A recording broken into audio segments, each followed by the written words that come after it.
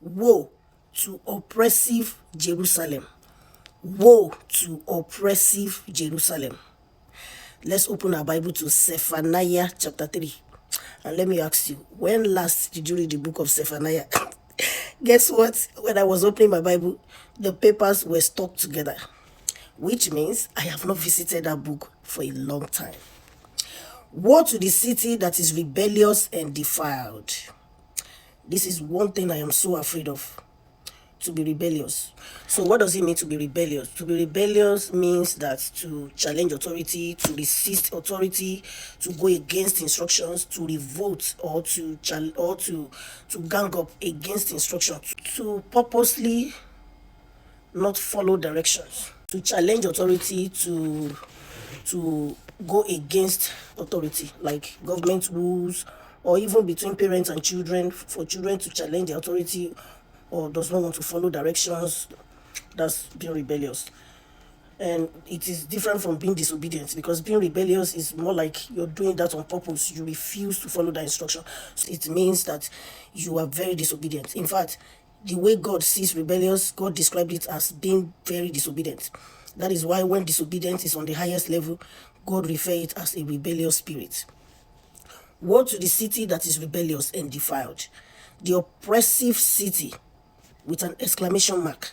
The oppressive city. The oppressive city. I tell my children sometimes that when I talk to you over and over and over, and you're not doing the same thing, you keep being disobedient, the Lord says it is a rebellious spirit. So that they will be careful, because when you keep on disobeying a certain order, it is called being rebellious. The oppressive. So not only being rebellious, you are also you are an oppressor. The oppressive city. She has not obeyed. You see what I'm saying? So the Bible is talking about a city that is very disobedient. So I could say that it can also be for us too, when we decide to always want to do or go against what the Bible has advised. So let's continue. It says she has not obeyed. Okay, and then he said she has not accepted discipline. She has not trusted in the Lord. So these are the definitions the Bible gives for being a rebellious person. When you don't obey, when you defile yourself, when you oppress people, when you don't accept discipline, like you do something wrong and you are facing the consequences, and you want to skip the consequences. You don't want to go through discipline. She has not trusted in the Lord. So if you are the type that constantly does not trust God, you are being rebellious. So she has not drawn near to her God. So if you are the type that hates God, that does not want to hear about God, you are being rebellious, because you know God is the Almighty. Even the herbalists, the people of the other side, the traditionalists, they acknowledge the supreme being, God. They acknowledge God. The princes within her are roaring lions. Her judges are wolves of the night, which leave nothing for the money. Our prophets are reckless, treacherous men. Our priests profane the sanctuary. They do violence to instruction.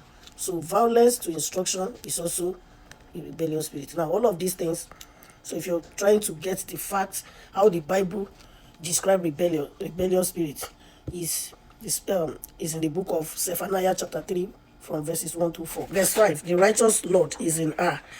He does no wrong. He applies his justice money by money. He does not fall at dawn. Yet the one who does wrong knows no shame. I have cut off nations. Their corner towers are destroyed. I have laid waste their streets with no one to pass through. Their cities lie devastated, without a person, without an inhabitant. I thought you would certainly fear me and accept correction. Then a dwelling place would not be cut off, based on all that I had allocated to her. However, they became more corrupt in all their actions. Therefore, wait for me. This is the Lord's declaration. Until the day I rise up for plunder.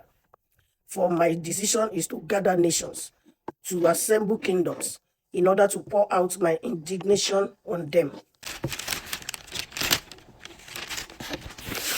All my burning hunger, for the whole earth will be consumed by the fire of my jealousy. by the fire of my jealousy. So this version is trying to, I know God says I'm a jealous God, but I'm sure there's a better way they are supposed to put this, right? Not portraying God as a jealous person. God does not want us to go after another God. He doesn't want us to serve another God. He wants us to serve him and all of that.